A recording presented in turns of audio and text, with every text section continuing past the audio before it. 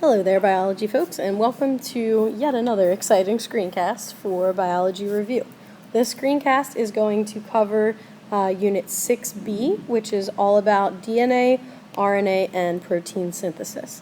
So if you have already completed your 6B study guide, this will be a great way to check through some of the answers that you came up with. If you haven't completed your study guide yet, it would be a good idea to either be completing it as you go through this study guide or complete it after you watch this video. Let's start with some of the key players in the history of DNA. So what you have on this slide are some of the scientists that we talked about and what their contribution was to the field. So in terms of the structure of DNA, the people that are credited with the discovery of DNA structure would be James Watson and Francis Crick, who you can see in this picture right here. They are the British scientists that won the Nobel Prize for this discovery.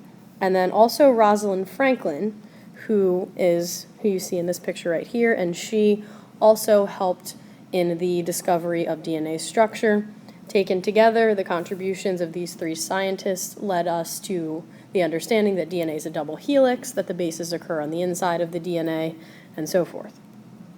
Another scientist that is on this slide would be Erwin Chargaff. I don't have a picture of him, but his contribution was discovering the base pairing rule for DNA, which is why the base pairing rule is sometimes called Chargaff's rule. So he discovered that adenine pairs with thymine and that guanine pairs with cytosine. On this slide, you see the structure of a nucleotide. Nucleotides make up nucleic acids, so it's what DNA and RNA are both made up of. Every nucleotide has three basic parts. The first part is a phosphate group, which you can see right here in this picture, as well as down here in this one. There's also a 5-carbon sugar, which is shown right here, and depending on the type of nucleic acid, it could be ribose if it is RNA, and it could be deoxyribose if it's DNA. And there's always a nitrogenous base in a nucleotide as well, which you can see right here and right here. And those nitrogenous bases will vary depending on what nucleotide you have and what nucleic acid it's part of. It could be an A, a T, a C, or a G in DNA, or an A, a U, a C, or a G in RNA. This slide shows you the structure of DNA. DNA stands for deoxyribonucleic acid.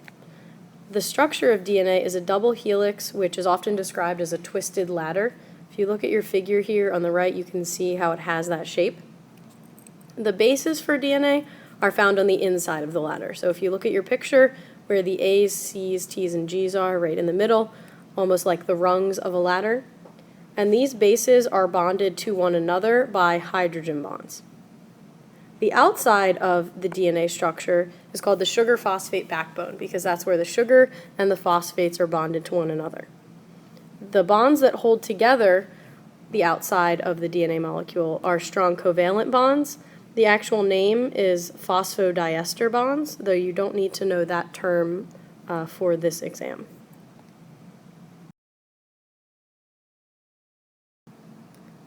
On this slide, you see the base pairing rules for DNA and RNA as well. Up here, we have the base pairing rules for DNA, and you need to make sure that you remember that adenine pairs with thymine, so A pairs with T, and that guanine pairs with cytosine, so G pairs with C. And then the rules for RNA are very similar, except in RNA, A or adenine pairs with U, which would be uracil, and then G still pairs with C. So the only difference between the base pairing rules in RNA and DNA is that in DNA, A pairs with T, but in RNA, A pairs with U. A nucleic acid that's similar to DNA is RNA. Remember that RNA stands for ribonucleic acid. There are three different types of RNA that we talked about in this unit. mRNA, which stands for messenger RNA, and the purpose of mRNA is to carry the instructions for making proteins. Remember that this is made during transcription in the nucleus, and then it gets sent to the ribosomes for protein synthesis. tRNA, or transfer RNA, has the job of transporting amino acids to the ribosome during translation, so it's directly involved in protein synthesis. And the final type of RNA is rRNA, which stands for ribosomal RNA. And this type we didn't talk about too much. All that you need to know is that ribosomal RNA is what ribosomes are made up of. There are three main differences between DNA and RNA in terms of their structure. DNA is a double-stranded helix, while RNA is a single helix. DNA has a sugar called deoxyribose, while RNA has a sugar called ribose. And DNA has the base thymine, while RNA has the base uracil. On this slide, you see a representation of DNA and RNA, so you can compare the two and you can see some of those key differences. Over here, we have DNA, you see the double helix, you see that there's a thymine, and then over here you have RNA, you see that it's a single helix, and instead there is uracil. DNA replication is the process that your cells use to create an exact copy of their DNA. This would occur just before cell division during S phase of interphase. And replication begins at an area called the replication fork. So if you look at a DNA molecule, a replication fork will look like a fork in the road. The next step of replication is that helicase unzips the double helix, and by unzipping the helix, what I mean is that it breaks the double bond, or the hydrogen bonds rather, that are in between the bases. After that, DNA polymerase, which is an enzyme, adds new bases that are complementary to the bases that have been exposed to build a new DNA strand. It does this on each side of the DNA molecule. At the end of DNA replication, the result is that there are two identical strands of DNA, and each one has one half that is from the original strand and another half that is brand new. And the term for that we used is semi-conservative replication. Half of each strand is new and half of each strand is original. This figure just shows you what I explained in the previous slide. Now there's a lot of information on here. You don't need to know all the details, but I'll point out the key things that you should be aware of. Right here you see helicase. It's breaking those hydrogen bonds between the bases. You can see how this area right here is labeled as the replication fork, which is again where the DNA has been broken open and it looks like a fork in the road or a forked tongue. And then you can see here that DNA polymerase is building a new strand of DNA that's complementary to this original strand right here and the original strand down here. The next topic that we covered is protein synthesis. When a cell needs to synthesize a protein, it will express the gene for that protein.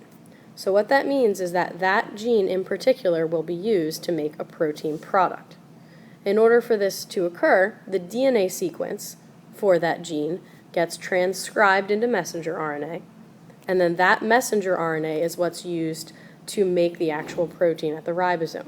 So it's important to understand this point right here, that your genes are not all being expressed at any given time. The only genes that are being expressed are the genes that are needed by your cells at that time. So when you undergo transcription, it's not your entire sequence of DNA that gets transcribed, it's just that section that has the gene that you need.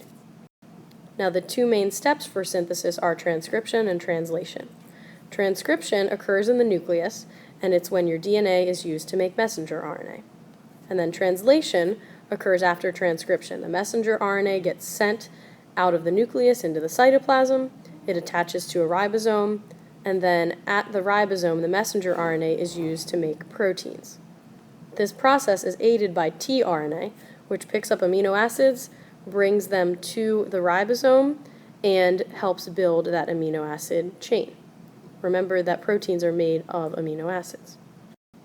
This figure is a representation of transcription and translation, so take a look, check it out. I would recommend that you pause the slide here to look at all the key things that you see here, but if you look up here, you see the nucleus, you see there's DNA here, you see a section of that DNA undergoing transcription to make RNA. The RNA is leaving the nucleus, and it's attaching to this structure right here, which is the ribosome. And you can see that the tRNAs are bringing the correct amino acid to the ribosome. They're building this chain of amino acids, and then when they're done, they are leaving. Ultimately, this process will end when the messenger RNA has a stop codon in it that tells the ribosome to release the protein, and the protein is done being made. On this slide, you see the codon wheel, which we have used several times. Remember, it contains all of these amino acids right here around the outside. On the inside, you have the codons, which are 3 bases that code for an amino acid.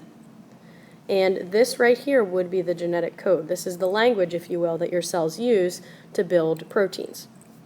Now, the way you use this codon wheel is that you start in the center with the biggest letters and you work your way out. So for example, if you had the sequence of RNA, that would be something like U, C, G. You would start in the middle at U. Within that quadrant, you work outward to C, which is your second base, and then you work outward still to get your last base here, which is G, and you can see that that leads you to this amino acid right here, serine. So serine is the amino acid that would be coded for by UCG. Next, we have an example of taking the DNA sequence and using it to create messenger RNA and amino acids. So for this, you would use your codon wheel, just how we have been doing. Let's take this first codon here as an example. So TAC would be your DNA. You use your base pairing rules to figure out what each of the DNA bases would pair with. So T is going to pair with A is going to pair with U, because remember there are no T's in RNA, and C is going to pair with G. And then if you look at your codon wheel to figure out what AUG codes for, it's going to code for this amino acid right here, methionine. So take a second, pause the video, and start with this DNA sequence here. Make sure that you're able to get this messenger RNA strand and that you're able to translate that into amino acids. So test yourself and then check against this slide. There are several mutations that we talked about in this unit. In the most general sense, a mutation is any change or alteration to an organism's DNA. One type of mutation that we talked about is a chromosome mutation. A chromosome mutation affects either an entire chromosome, so you're either missing one or you have an extra one, or a big section of a chromosome, which would still contain quite a few genes. Now, this type of mutation can result from something called non-disjunction. And if you have a mutation with non-disjunction, the result is that you either have too many or too few chromosomes. Non-disjunction is an error in meiosis. And what happens is that when the chromosomes are supposed to separate equally into the new cells that are made, they separate unequally. So that's where the mistake is made. So if you look at your figure here, you can see this mistake right here. You have too many chromosomes over here, not enough over here. So the result is that at the end, you have individuals that have too many chromosomes in their gametes, and then other gametes over here that have not enough. So if any of these get fertilized, the individual will have some sort of chromosome disorder. On this slide, you see the 4 types of chromosome mutations that we went through. These are chromosome mutations that do not result in an entire extra or missing chromosome. These relate to just a piece of the chromosome. And a lot of these are exactly what they sound like. So a deletion is when you have a section of a chromosome that is removed or it's deleted, so that genetic information is lost. A duplication is when you have extra genetic information, so some genes have been duplicated or repeated. An inversion is when the gene gets flipped within a chromosome, so it's still there, but it's out of sequence.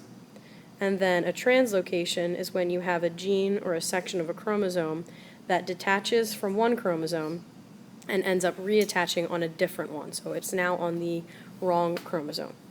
If you would like to see a visual of these mutations, it's a good idea to check out the PowerPoint from the section where we went over mutations. I believe it was the 6.6 notes. So remember, you have that PowerPoint online as a resource, so I would check that out to look at the pictures. On this slide, you see a different type of mutation that we covered.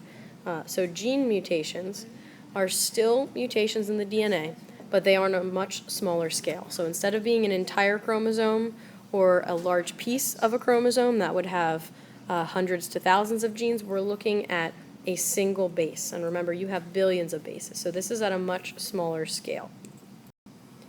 One type of gene mutation that we talked about would be a point mutation. A point mutation is a mistake in a single nucleotide, and what happens is that one base in the nucleotide gets switched for another. And you can see a really good representation of that over here. Here's your original DNA sequence, and then you see in this position right here, where there was originally a thymine, it has been changed to a cytosine. So it's just one single base that has been switched out for another. The second type of gene mutation that we talked about is called a frame shift mutation. In a frame shift mutation, what happens is that there is an extra nucleotide that gets added to the sequence, or there's a nucleotide that gets deleted or removed from the sequence. And the result of that is that everything else gets shifted over. All the codons get shifted because there is either one less or one extra base in the sequence. So there are two examples here. One is just a silly sentence, and another that actually shows some DNA. Let's look at the sentence one first. Right here, what you see is a sentence, a very simple sentence that says, "The fat cat sat." And then if you have a frame shift mutation, you would have one base in the sequence that is removed. In this case, you have one T that gets removed. And you can see that the result is that everything else gets shifted over. So in this case, everything gets shifted to the left here, and these codons are all changed.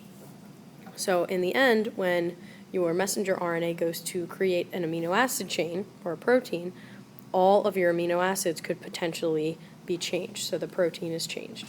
And you see something very similar in your example down at the bottom with actual DNA. Here's your original sequence.